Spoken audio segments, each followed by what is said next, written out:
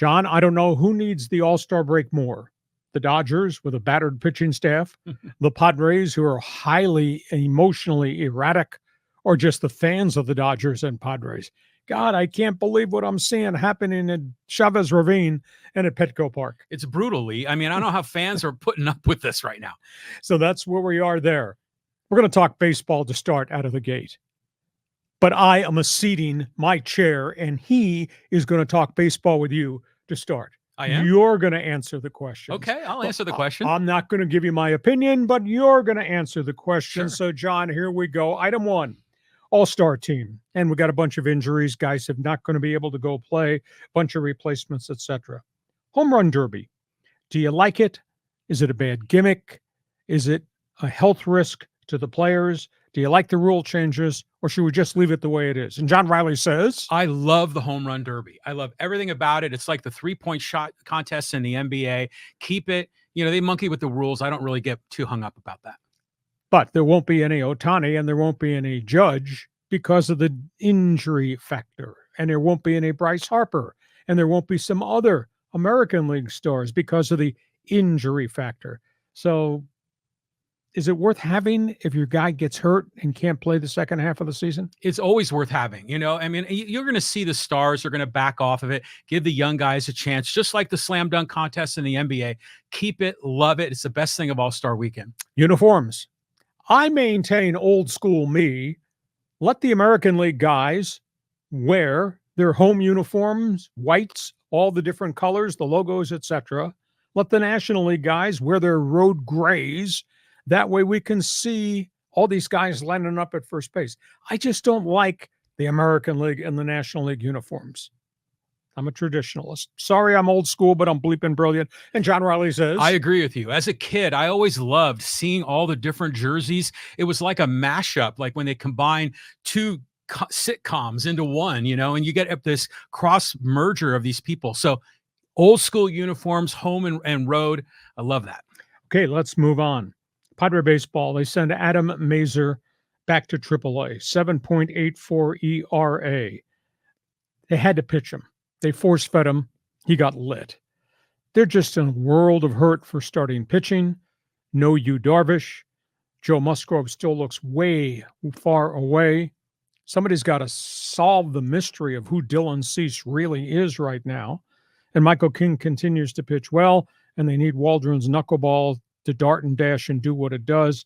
Boy, the Padres, to me, just look like they got real issues. And here's the question.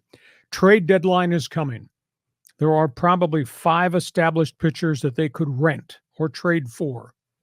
I like Cal Quantrill the most of the 5 that we've openly talked about. What do they do to get Cal Quantrill? Would you trade Hassan Kim? Would you trade Luis Campusano? Would you just go ahead and trade Ethan Salas, the Class A catcher that they give the big signing bonus to, if you could get the right pitcher? John Riley, you didn't get dressed as if you were a general manager today, but you are the general manager of the Padres. Go ahead. Oh, well, first of all, I'm not worried about Dylan Cease. I think the last outing, he was good for like 7 innings, and he got tired at the end. Waldron, King, they're solid. Vasquez shows me a little something. They do need to trade. Cal Quantrill would be nice. I don't know. It's kind of weird kind of trading back for a guy you traded away. But I don't know if the Rockies would take Ha-Seong Kim for 2 or 3 months, for a Cal Quantrill. I think they could demand more. But if you were to trade Kim, that could actually work because you could solve the logjam in the infield. Okay, let's go to Dodger baseball.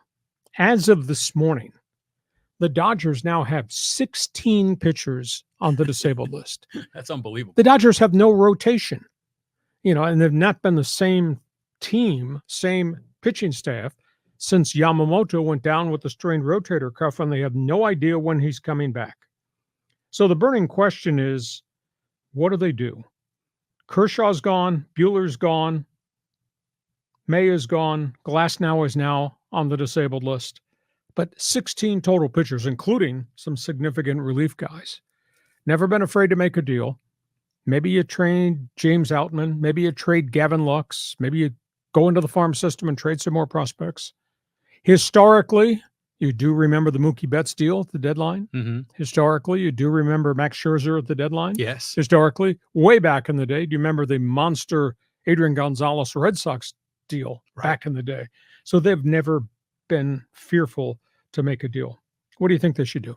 Pick up the phone and call Don Sutton. You know, that guy is consistent. He shows up every fourth or fifth day.